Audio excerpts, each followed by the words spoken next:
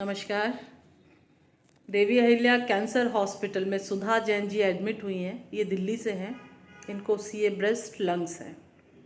सुधा जी जब यहाँ आई थी तो इनको कफ बहुत था, खांसी बहुत उठ रही थी और ये मैक्स में भी ट्रीटमेंट करा चुकी हैं। हाँ, इसी का कराया था जी।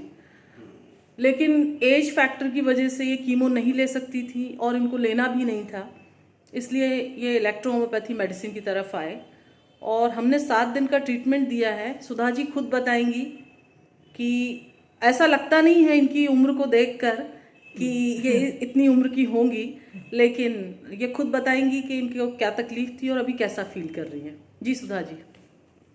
मैं यहाँ पर आई थी अपने चेस्ट का इलाज कराने जी। और मेरी उम्र 75 ईयर्स हो चुकी है जी। और मैं यहाँ आई तब तो मुझे शुरू में पहले दिन तो लगा कि यहाँ नहीं होगा, परंतु जैसे ही मैं यहाँ डॉक्टर से सिस्टर से मिली तो मुझे अपनापन नज़र आया और मुझे लगा कि यहाँ मेरा अच्छा केयर होगी, इलाज होएगा जी। और सो हुआ और ऐसे में खुशी खुशी जा रही हूँ। अभी आप अच्छा फील कर रही हैं? बहुत अच्छा। आपके साथ आपके बेटे भी आए हैं? मेरे बेटे आए हैं, मेरे बेटा भी बहुत खुश है और कह रहा, और मेरी बेटी तो वहीं से कह रही है कि आप 1 महीना वहीं रह जाओ और वहीं इलाज कराती रहो, मोनू को भेज दो। जी जी जी। भैया को भेज दो, तुम्हारा जब इतने मिलने सार हो गए तो तुम वहीं इलाज कराओ रहकर, जी ठीक हो क्या आना। जी। मैं यहाँ पर अपने एक दोस्त के थ्रू आया था जी। जिन्होंने मुझे जानकारी दी कि भाई यहाँ पर इस बीमारी का इलाज हो सकता है जी।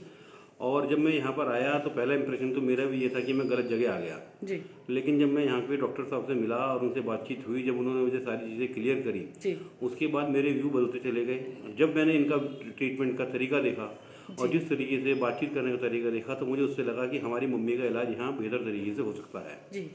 क्योंकि वहाँ पर जहाँ मैं गया था पहले मैक्स में तो उन्होंने बताया था कि भाई इनका ऑपरेशन भी नहीं हो सकता है और इनको वो ट्रीटमेंट देने के लिए कह रहे थे, मेडिसिन देने के लिए, लेकिन उस मेडिसिन से मुझे लगता था कि भाई इनके अंदर जब इतनी पहले से ही कमजोरी है तो ऐसा ना हो कि कुछ और दिक्कत हमें हो जाए, तो उसके लिए फिर हम राजी नहीं हुए और डॉक्टर्स ने हमें ये भी कह दिया कि भाई हमारे पास तो प्रेस्क्राइब थेरेपी है कि भाई हम वहाँ पर सिर्फ यही थेरेपी दे सकते हैं, या तो हम आपको मेडिसिन दे सकते हैं या ऑपरेट कर सकते हैं और या इसके अलावा आपको जो है रेडियोथेरेपी कर सकते हैं, और वो तीनों ही चीज़ मुझे नहीं लगता था कि मेरी माताजी जो है झेल पाएंगी। इसलिए मैंने फिर इलेक्ट्रोहोम्योपैथी की तरफ अपना ट्रस्ट किया और मैं यहाँ पर आया और मुझे रिजल्ट सारे ये नज़र आए हैं कि अभी तक मुझे नज़र आ रहा है कि आने वाला समय भी अच्छा होगा।